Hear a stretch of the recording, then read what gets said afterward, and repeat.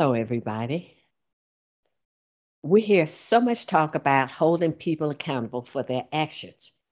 What about those who commit crimes against humanity? Most of us have heard about Truth and Reconciliation Commissions as tools for that.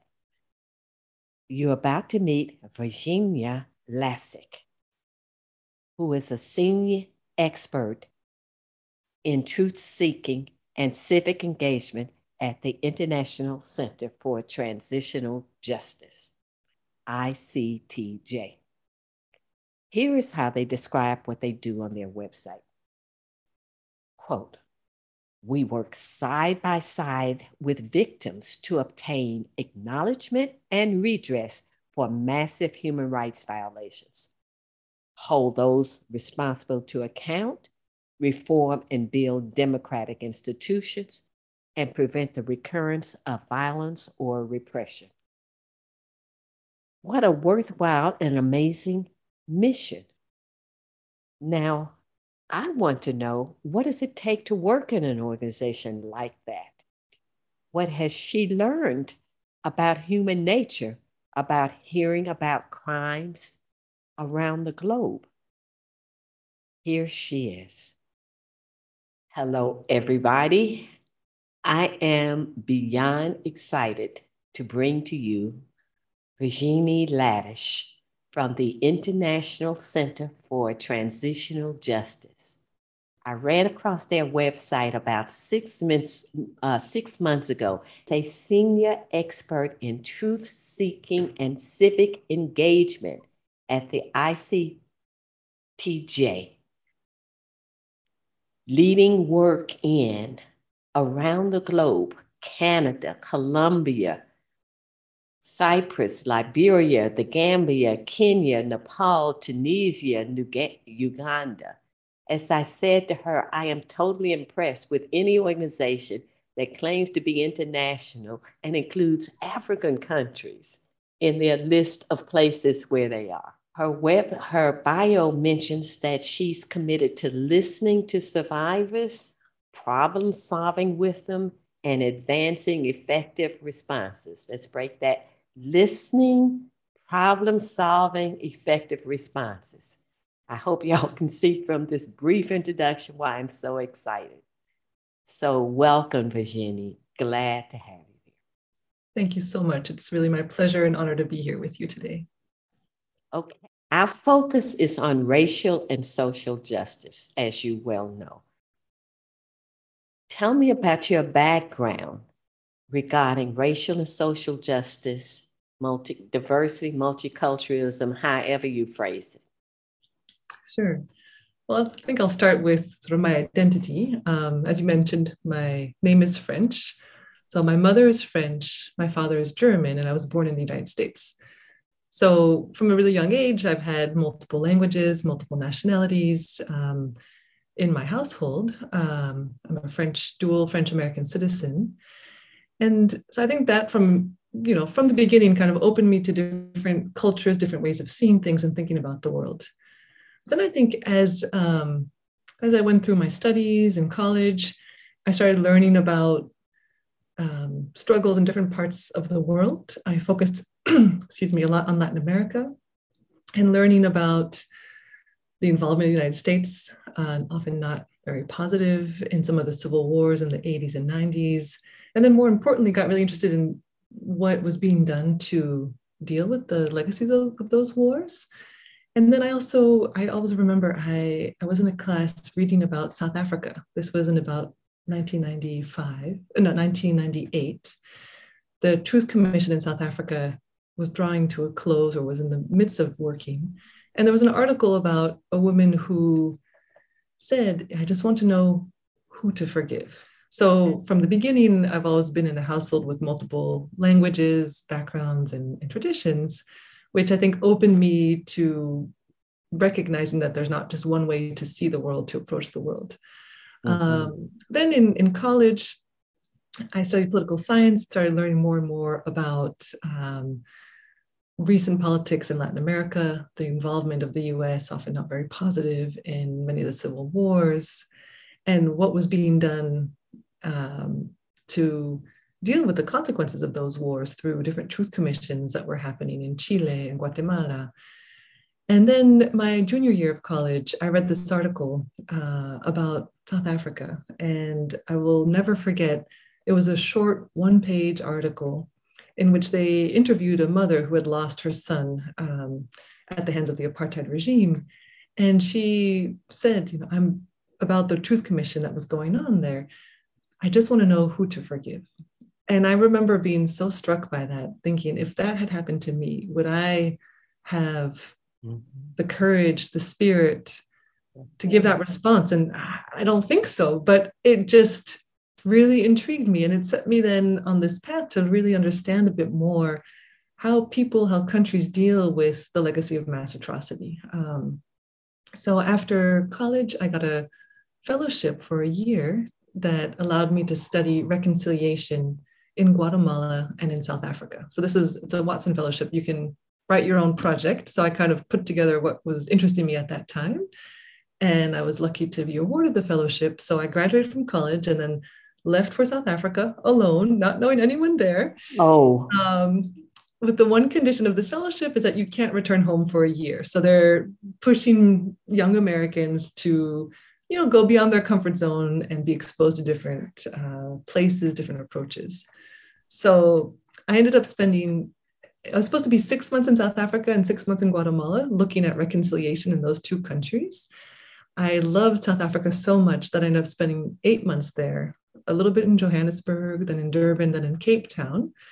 And I was volunteering with different organizations working on these issues, and then also interviewing people who had been part of the truth and reconciliation process in South Africa. And actually, I was able to attend one of the final amnesty hearings. So maybe people aren't familiar with the South African Truth Commission, but because of their political context, when there was a transition from the apartheid regime to the democratically elected ANC, the apartheid regime made a condition that they would leave office and give up arms only on the condition that the ANC would not hold them criminally responsible for what happened. Yeah, so a Truth and Reconciliation Commission is a tool that was first developed, I think you trace it back, the early ones were in either Eastern Europe or in Latin America, after a period of massive human rights violations. So for example, there was one in Argentina and in Chile where hundreds of thousands of people were disappeared and nobody knew what happened to their loved ones. These were political opponents of the regime. And it wasn't possible to go through the traditional court system, both because the caseload was too big and the courts were still stacked with cronies of the dictatorship. So the solution that was found, and this is one of the approaches of transitional justice where I work, the field that I work in, is, you know, you try and get as much justice as possible in conditions where it seems that it's impossible to get any. And so a truth commission was developed as a creative approach to start to get answers for the families of victims, to start to also uncover what allowed these violations to happen, what were the systems in place, the government loopholes or areas that allowed these violations to occur.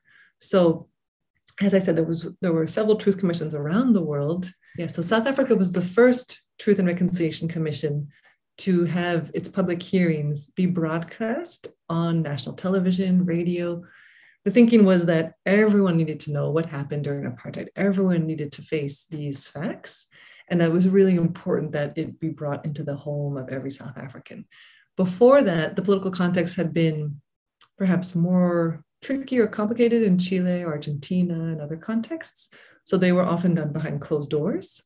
But South Africa really revolutionized this approach, which I think is why if people have heard of a Truth Commission, they often may have only heard of South Africa. And that's just one of many examples. But since then, most Truth Commissions have followed the model and have had their public hearings be. How many Truth and Reconciliation Commissions are there around the globe? There have been over 40. Over 40? Yes. There's a whole over 40? Yep. It's something that's been done in many, many contexts. Some countries have had more than one.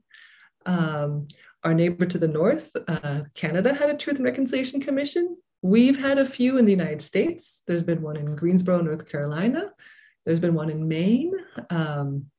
There's proposals for some at the national level. So this is an approach that's quite commonly used in the area of transitional justice.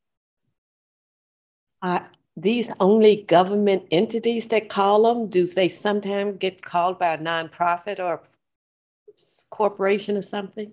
Yeah, that's a great question. So actually there's both. There's some that are established officially by the government, sometimes through a peace agreement, sometimes through a settlement agreement if there's a class action lawsuit, as there was in Canada. In other contexts, if the government's not quite ready, civil society or victims groups have also led civil society-led truth-seeking processes. So in Guatemala, for example, there was a truth commission led by the Catholic Church. And then it was followed by a truth commission that was supported by the United Nations. But actually, a lot of the work that Remy, the first one, did, laid the foundation for the follow-up. You see that in several other countries as well. So is there a template that they use? I mean, how do we get 40 organizations around the world doing this?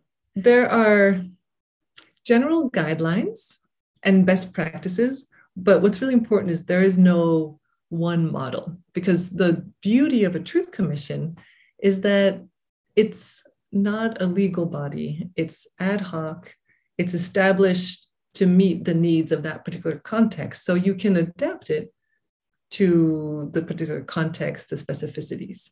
But if you look at our website, we actually have lots of publications that provide guidance and support on the general outlines. So, in general terms, a mandate will want to have a preamble that explains its purpose, its objectives, the powers.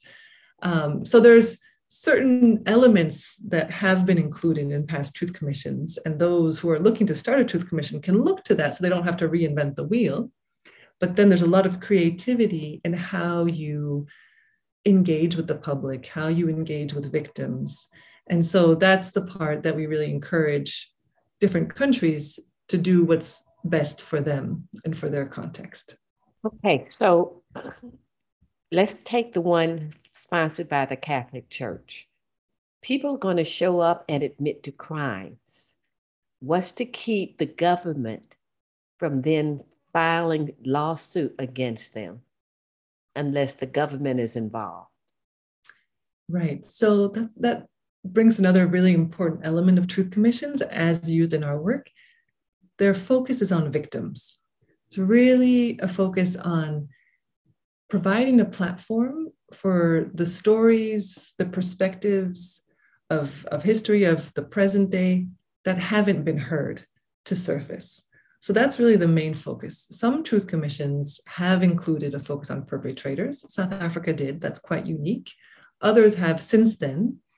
So, but there is this question of due process. So generally, if people are speaking about those who committed the harms, there's a debate in truth commissions about whether or not people can name names without giving the people named, their due process guarantees. So oftentimes a truth commission will focus on the stories of the survivors or putting those stories in historical context. So for example, if you hear 10 narratives about one massacre, then the research team at a truth commission can kind of triangulate those different narratives with what they know about what happened, and then present a more complete version of what took place, what allowed it to take place, and name institutions, whether it be the military or the government, rather than naming individuals. Okay, so let me back up, because now I'm realizing that I thought I knew about Truth and Reconciliation Commissions, but you're telling me I don't. So let me just get some basic facts. Sure. It could be only focused on the victims, or it could be the victims and the perpetrators, correct? Yeah, generally it's about, in the mandate, the Truth Commission will establish what period of history or what facts it's seeking to establish, uncover, or analyze. And so it's usually, say, for example, in Canada, the Truth Commission there was looking at Indian residential schools, which is similar to what we had in the United States, a system of boarding schools where Indigenous children were forcibly removed as part of a project of assimilation. So they were looking at survivors of residential schools to understand what happened there and their enduring impacts. So they invited anyone who was at a residential school, but they also involved the churches who ran the schools, and churches gave testimony about recognizing the harm that these schools caused and issued statements of apology, of reconciliation. So yes, it really, each commission has the freedom to be established to determine the scope of its area of inquiry. So most truth commissions last between, so the range is 1 to 5 years. The average is about 2 to 3 years. Okay, so whoever decides to take this on has to plan for the long haul. Yes, yes. And that's actually something, right now I'm leading ICTJ's work in the United States, and there's been a lot of discussions about truth commissions. And at some of the city and state levels, they've established truth commissions, as in Maryland, the state where I live. And the commissioners are volunteer positions appointed by the governor or by legislation, rather than internationally, because of what you just said, that this is a big commitment. Usually the commissioners, it's a paid job. It's a very prestigious position that people apply for or are nominated for.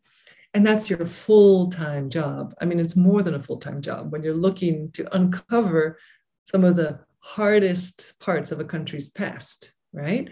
And you're looking to deal with victims, and you're hearing those stories, you're taking those stories in. It's a huge task, not something that you can complete on the side of your job, which in the US system, we have commissions that have been set up where people are appointed on a volunteer basis to avoid conflict of interest. But I think the name commission confuses things. And if we're going to borrow the international language of Truth and Reconciliation Commission, we have to understand that that's not a volunteer process.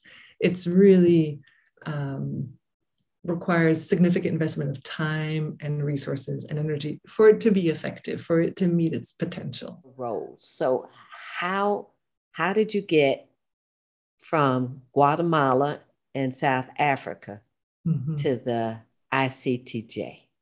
Yeah. So when I was in Guatemala and South Africa, looking at truth commissions, working with organizations that were supporting victims in both of those countries, at the same time, I was following developments in this field. A book had just been written by a woman named Priscilla Hayner, one of the co-founders of ICTJ, and she wrote a book about truth commissions. It has a table with all the commissions to date. She's updated it since then. And then I saw that work was developing around these questions, and that at that point I really realized this was where my heart was.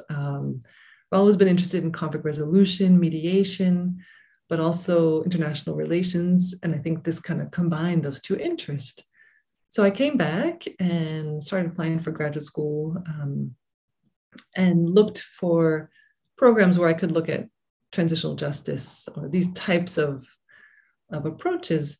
And this was still a very new field. So many universities weren't offering courses in this topic. Now, there's lots of masters in transitional justice and many courses at different universities, which is great. But at the time, there wasn't very much, but there was one being taught at Columbia. So I applied there to go pursue my master's.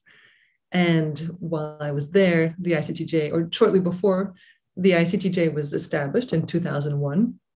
And I said, that's where I want to work someday. And my second year of graduate school, I was finishing up my master's. I had an internship. I applied to be an intern at the ICTJ. I was accepted. And then a position opened up. I applied, and I've been there ever since. So you just set your goal. And I'm looking at you as a college student reading a one-page paper. You set your goal and went after it. And so this is what you're now doing. Yeah, exactly. Why? Well, so, I'll go back a little bit to, I was telling the story about South Africa and that fellowship that really, I think, established my path for the rest of my life, that experience. I just remember going and learning about the history of South Africa and being struck by, this was in 2000, so it was the end of apartheid, but you could still see parts that hadn't been changed, right? There's still very segregated neighborhoods, but people talked about it. This is the white bar, this is the Indian bar, this is the colored bar, this is the black bar. And it was discussed, it was known, and it was something that people were working on. And then I came back to the United States, to Washington, D.C. And as I was looking for my next step, I got a job at the Legal Aid Society of Washington, D.C. as an intake coordinator investigator. And one of my jobs was to go document housing code violations. So I would drive to different parts of Washington, D.C., take photographs as part of the court cases that we were, supporting tenants. And it just struck me, this was a city I had lived in since I was age 12. But now, having left the country, I was coming back and I was saying, this is worse than South Africa, but we don't talk about it. I mean, I was shocked to see the living conditions in certain parts of Washington, D.C. in Section 8 housing. And that this was happening in the nation's capital, right? And yes, so I was naive and sheltered. But really, I think that experience of stepping outside your country, learning about different systems, and then allows you to come back and see your own country through a new light. So that, I always had the sense of wanting to fight for justice and social justice. That's the way I was raised and the values in my family. And I think that experience really cemented it. So, I really... So the glorious land that you left when you went away, you came back with new eyes and said, oh, right. It's not just in Venezuela and South Africa that we have these disparities. Exactly. And I knew this land wasn't so glorious and so perfect, but I had looked at it more from an international perspective, right? Foreign policy. And I hadn't been as focused on domestic policy. And I think, I went on with ICTJ to work in many of the different countries that you listed. And increasingly, as time went on, saying, I don't need to travel 24 hours to Uganda to look at human rights issues. I don't need to go and have jet lag to be in Tunisia or the Gambia. Right here in my own country, there's so much also work to be done. And I know it in a way that I don't know other countries, right, as a resident. So this has been an ongoing conversation of, being really passionate about the international work, but also feeling an obligation and responsibility to my home country. So it's been really important that ICTJ in the past few years open up an exploration of how can we apply what we've done, what we've learned globally to the US? How can we facilitate exchanges south to north, right? The US is often saying we have all the answers in terms of human rights. They focus a lot on in foreign aid. There's a lot of democracy building abroad without really recognizing how much we still need to do internally, and that we could learn from our partners in different parts of the world who have already been through these processes on how to design a truth commission, how to design reparations programs. So is it a reason it's called the Transitional Justice Center? What's the special meaning ascribed to transitional? Right. There's been a lot of debates. At one point, there was an internal discussion, should we change the name? Because that word transitional sometimes confuses people. They think, is it not stable justice? Is it some sort of washed down justice? And the origin of that term transitional comes from a transition from a period of authoritarian regime or dictatorship or civil war to a moment in which a country and its people are ready to turn the page and have a new beginning. So it signals when our approaches are best put into practice, when there's some opening, some transition from a period in which there's repression, human rights violations, to then either there's a change in power, as there was in South Africa, or there's some openings or some cracks in the regime, and there seems to be some space to push for change. And so that's the transition where you can then try and apply some of these approaches. Is there a commonality you've seen among the cities, commissions, governments, whatever word, that enables them to say, now is the moment to launch this thing? Yeah, that's a great question. There's a few factors. It's really important that there be a demand from those that are impacted. So an organized group of victims, and advocates that are working with them, for them. And then that there be some opening or some ally in a position of power as well. So it doesn't have to be, as I said, a full transformation or transition of power from one party to the other, but that there be some shift in public awareness or some potential to change a policy that's been in place for a long time. Or I'd say even in the US, for example, since the murder of Mr. George Floyd in the spring of 2020, that combined with everyone being home for the pandemic and the accessibility of the internet, I think it led to a broader cross-section of the United States recognizing that this is a problem that needs to be addressed. And for many people, it's like, well, finally you're waking up to this now, but you need sometimes multiple factors that will cause people in power to be willing to do something that's a bit risky. And then there needs to be the demand from those who are impacted to kind of set the terms of how that should be done.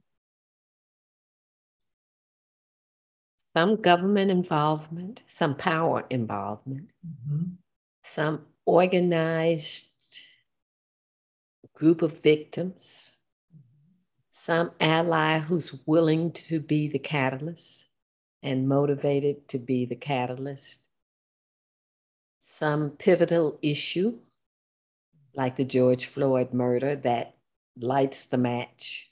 Right. That's basically the set of ingredients. Yeah, and they look very different in different places, right? In Colombia, it was the peace agreement. So the 50-year-long war with the FARC came to a stalemate, and the government and the FARC, the leading party of the FARC, were in negotiations, and they decided to include elements of transitional justice in the peace negotiations. So establishing a reparations program, a truth commission. So, and it was met with, pushback and resistance, but that was brought about in that way. In Canada, the Truth Commission was really spurred on by the National Chief Phil Fontaine at the time, publicly speaking on TV, saying that he was a survivor of residential school and that he had been sexually abused. And then many others had the courage to come forward. And then a lawsuit started and the government had to settle. So again, it can be one person, it can be a political moment, but those are the combination of ingredients that are needed for these processes usually to take root. You hear horror stories as part of your job. Your job is listening to horror stories and of people's inhumanity to people. How do you take care of yourself? Yeah, so I think just as much as we hear horror stories, we also, in our work, spend a lot of time asking about the future. What does repair look like? What recommendations do people have for a truth commission, for government, for their lives to be better? So there's also a lot of organizing and speaking more forward-looking. We recently did a study in Uganda, Nepal, and the Gambia with the Global Survivors Fund, and it's focused on reparations for victims of gender-based violence. And this is a topic that's been studied multiple times. And so we're very conscious of not wanting to, again, find survivors and ask them to tell us about what happened to them. We don't go there. Instead, we say, what do reparations, what would they look like for you? What have been the enduring consequences of the harm? And what would you need to make that right? What do you need the government to do for you? So we're not about re-traumatizing or constantly staying in that past, but using that past as a catalyst for future change. That's beautiful. Thank you. Okay, so the word is re-traumatizing. So you don't need to go there with the victims, which the word I'm still stumbling over because, you know, from the 70s, I've said survivors. So. Well, and actually, on that, I just want to pause because we've had a lot of discussion internally about victim versus survivors. And in different contexts, we use different terms. Okay. And in response to what the people in that context like to be called. So in Canada, it's survivors. But in Uganda and in the Gambia, they want to be called victims because they say, I haven't survived yet.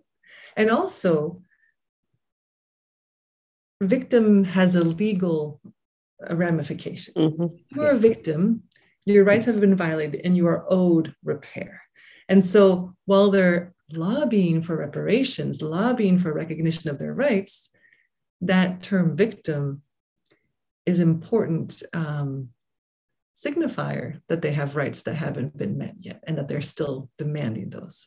So in the United States, the term victim also doesn't necessarily always fit. And we're talking about generations of harm. And so sometimes I talk about impacted communities over here, descendant communities.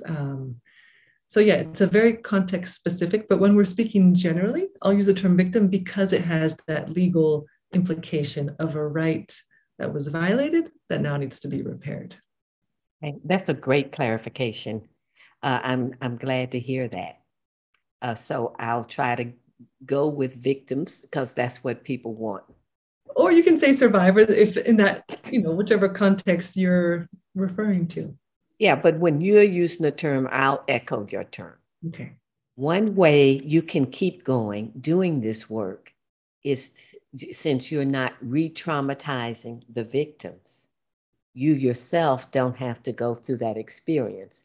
Instead, you're about, I'm gonna say fixing it. We're not talking about situations that can ever be fixed.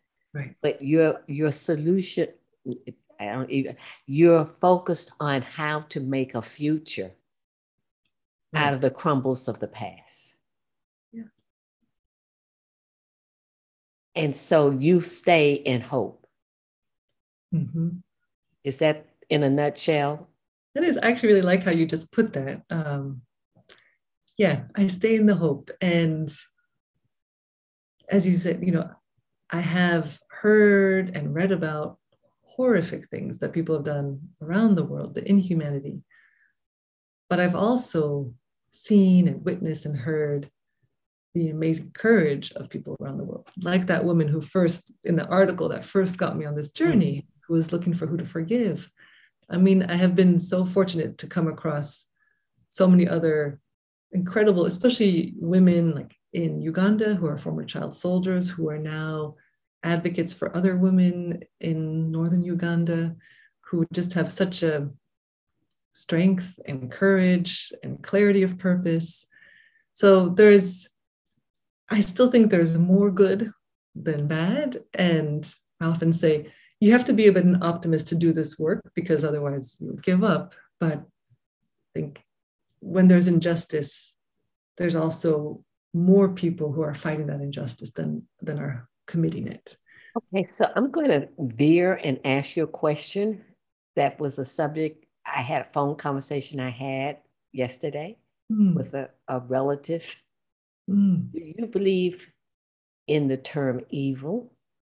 Do you think there are evil deeds? Would you use that word? And would you apply that word to people? Do you believe there are evil people? It's not a word I use often, but I think there are evil deeds. Yes, I think there are some things that are so horrendous that that term qualifies. I'm more reluctant to say there are evil people because I think all of us have the capacity for good or evil. And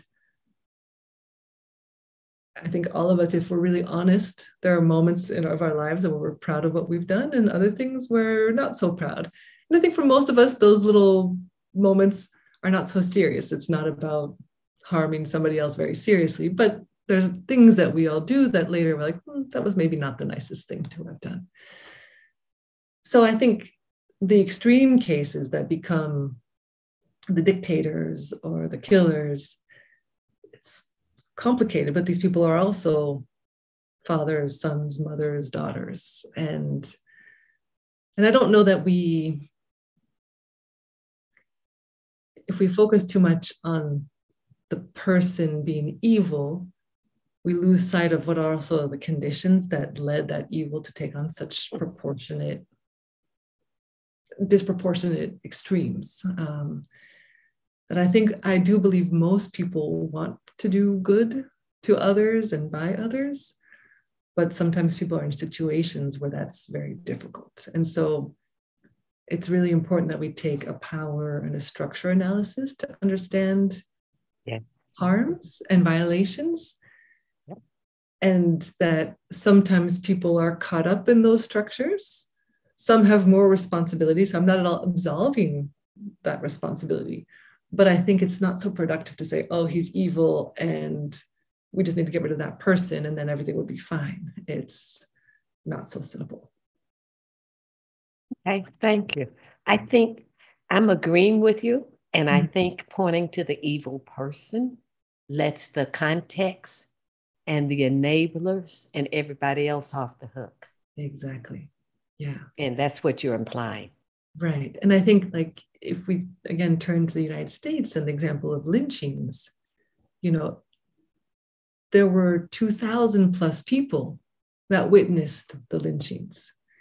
And it was families. And so it wasn't just the one person who shot the bullet or who tied the rope or who you could say that one person is evil. It was the whole context, the whole society. And we need to look at that deeply. And I say this as a white American. We can't just say, oh, that's just happens in the South, or that's just certain types of people.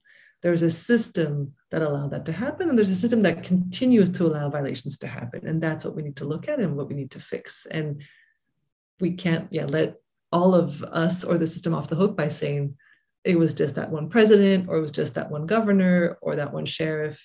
That's too easy. Okay, so the converse of that, let's go in the exact opposite direction. You have witnessed extreme instances of raw courage.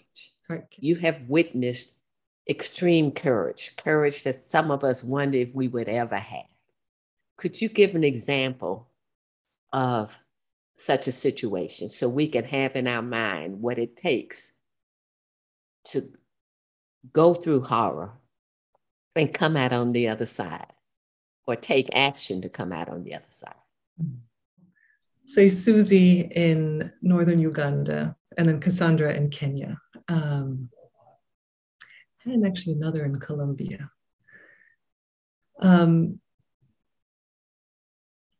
So I think Susie in northern Uganda, so she was attending the Oboke School for Girls in northern Uganda when the Lord's Resistance Army came to their school and kidnapped, I don't know the exact number, but maybe 20 or more of the girls that were 16 or 17 at the time. Are those the girls that made the news?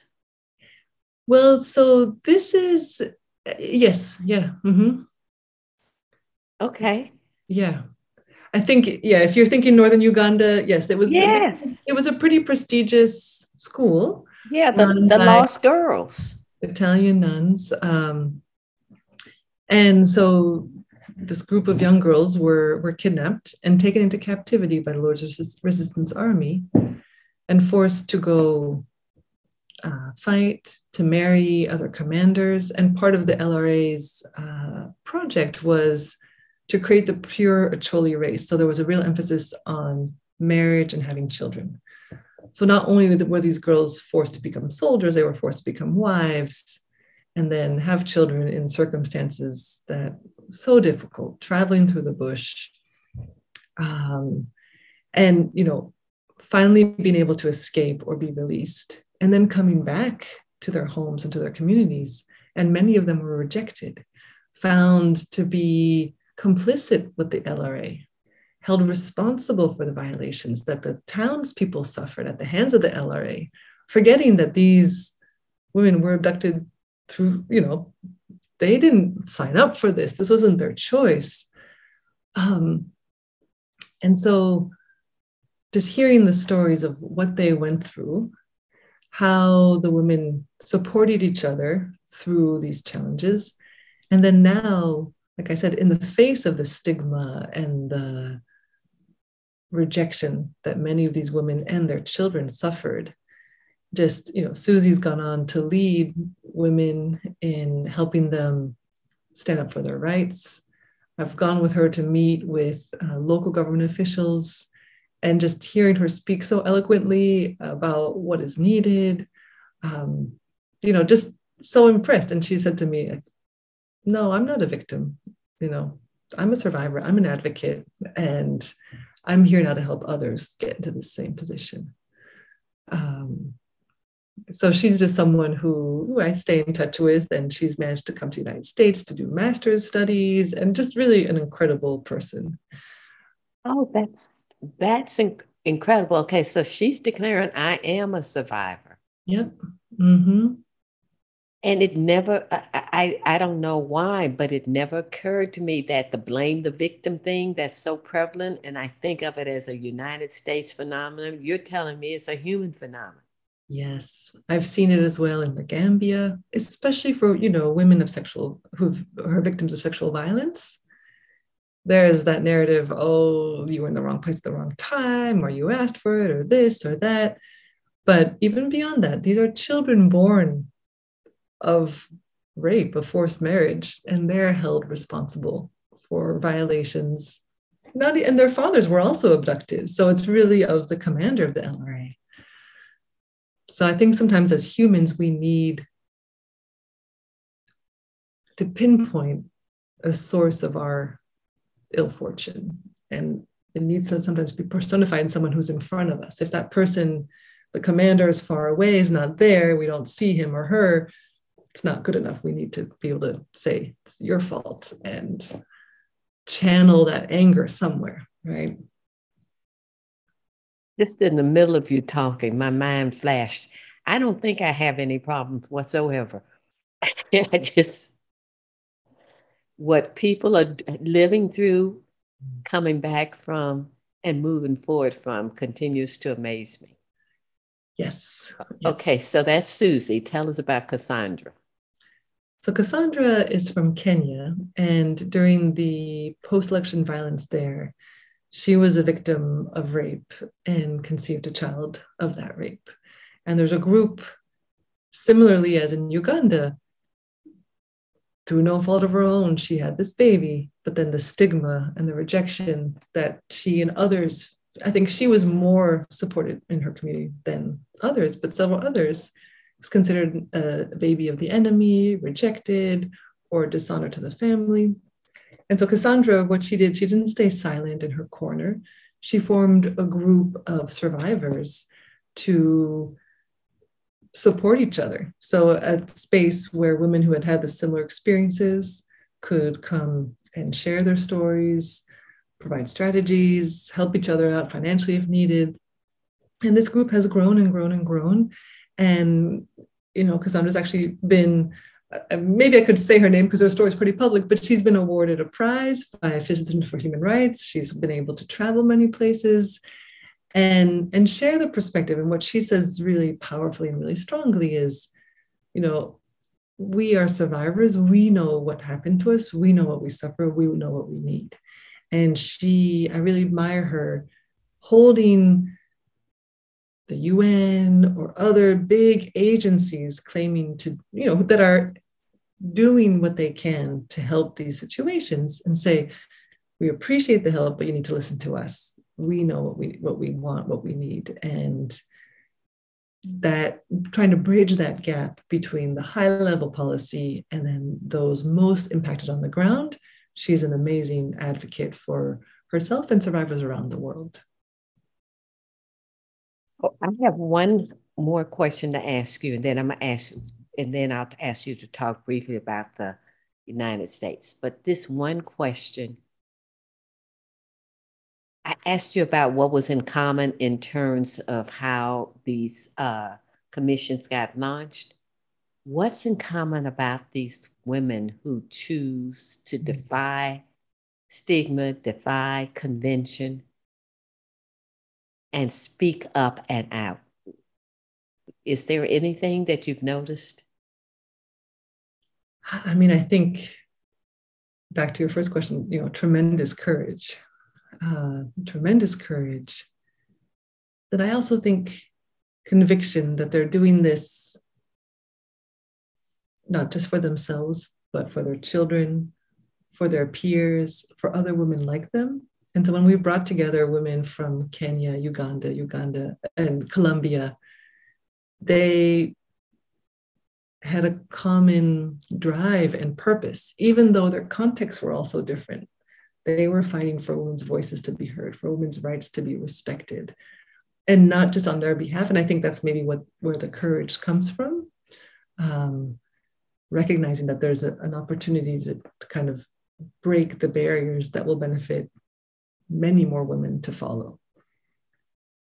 Okay. I think, a Native American woman once said,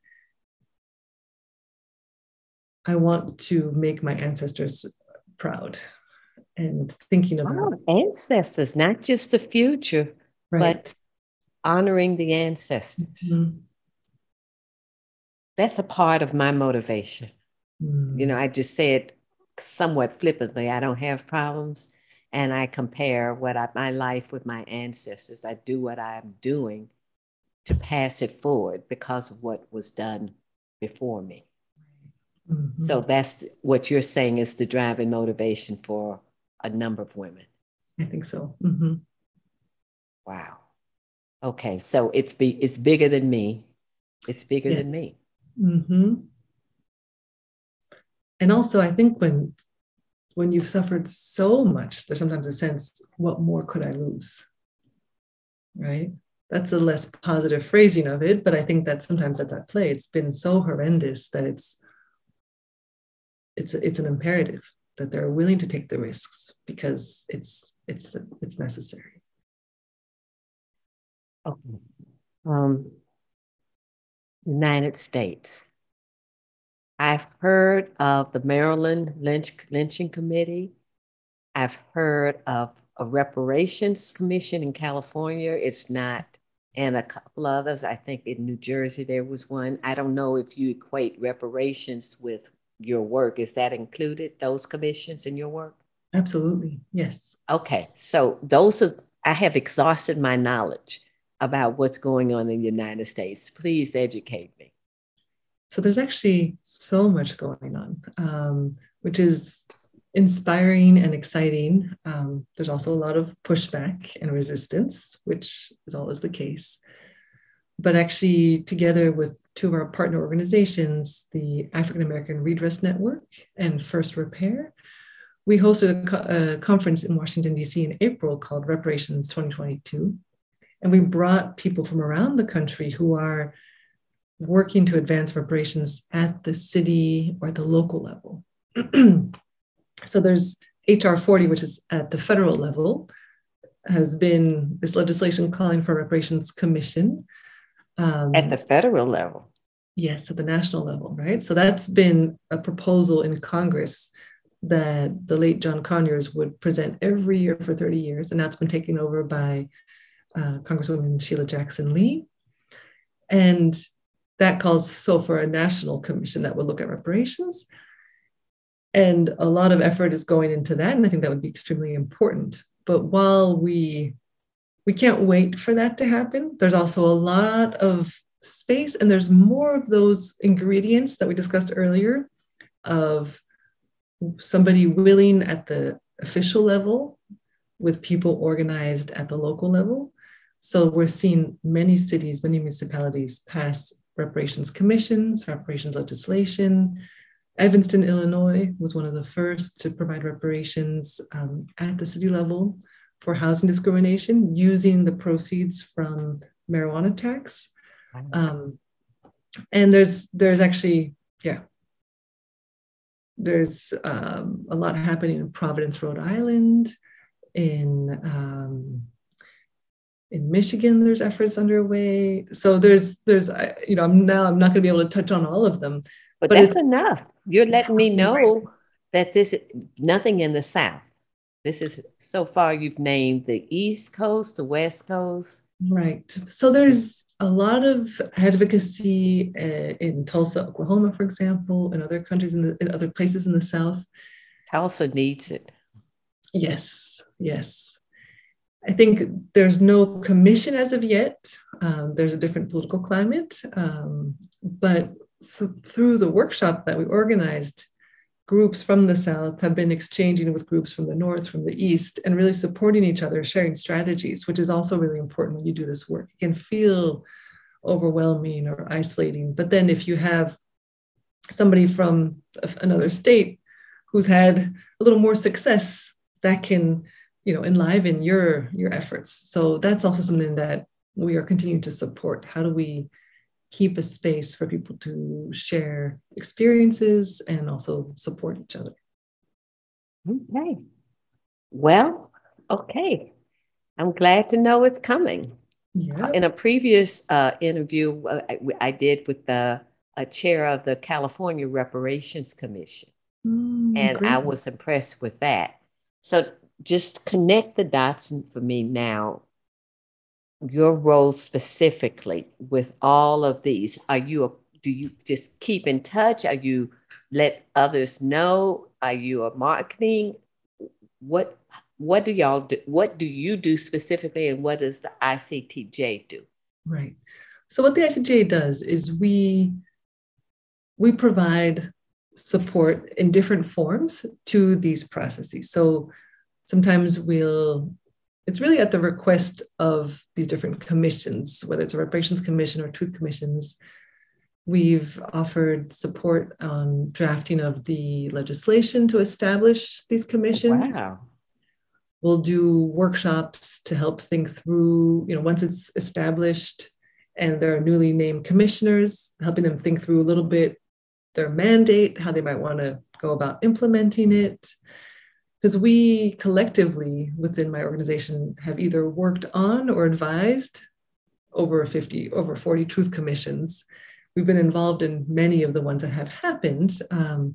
So we try and bring that comparative knowledge to the context where we work, tailoring our advice to each specific area. So you provide blueprints, you even do hands-on drafting. I can imagine a lot of hand-holding and consulting. Yeah, so it's really responding to what the needs are. And sometimes, our role is opening that space for victims to be able to speak with those in power. So in Uganda, we've done a lot of that, where we have really good access in the government and really good connections with victim and survivor groups, bring them together so that the government has to hear directly from the voices of the women survivors, what they want, what they need. So we leverage our access and our connections to build bridges between those, open spaces for there to be conversations and exchanges, and then provide technical support. Okay. Well, I'm duly impressed. I have learned a lot. I'm not just duly impressed, I'm super impressed. And I'm almost moved to tears that y'all even exist, and that a coordinating body exists for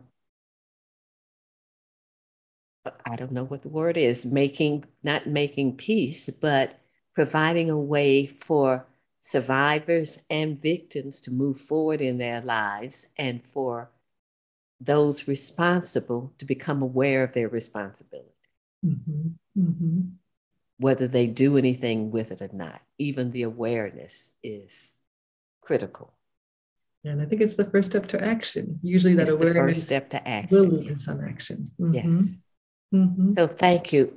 Anyone who wants to get in touch with you or the center, how can they reach you? Yes. So my email is vladisch@ictj.org.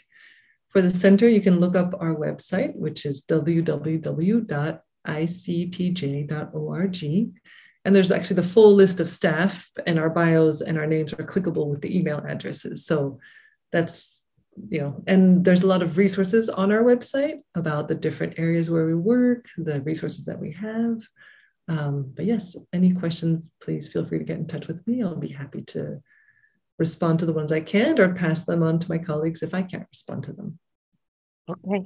Well, thank you kindly. I have tremendously enjoyed it. And you have an impressive database in your head, let alone what might be throughout the organization. So thank you for coming. Thank you for your time. Thank you so much for having me. It's been a real pleasure speaking with you. I entered into this conversation with Virginie, believing I was well versed reasonably about Truth and Reconciliation Commissions and how they work. But I was so wrong. I knew their work was complex, but it's even more huge than I could even imagine. I had 5 takeaways. First, I had no idea there were 40 such commissions. I know so many people who think there's no progress and all of us are going to hell in a handbasket. Some of that is occurring, yes, but meanwhile, around the globe, survivors of unspeakable crimes are finding their voice and moving forward. Second, I didn't know that non-governmental agencies had pulled together commissions. It doesn't just depend on governmental entities to take action. The Catholic Church, for an example, in Guatemala was involved. Third, her definition of transitional justice is interesting to me. She spoke of transitional justice as what occurs when governments are moving out of oppression into greater freedom and accountability. Fourth, she distinguished between victims and survivors. She explained that the term victims is applicable legally to get redress for harm done. And people in some locations think of themselves as victims. In other places, many of the women she met chose to identify themselves as survivors. Victimhood is what happened to them in the past. They are now forging new lives for themselves as survivors. Last, at one point, I diverted our conversation into a discussion about evil, and she brought it right back into a discussion about courage. This is my main takeaway. We can sink into despair about the human rights violations that we're hearing about in the news around the world, or we can take hope and find our own courage to do what we can in our own sphere of influence to advance human rights.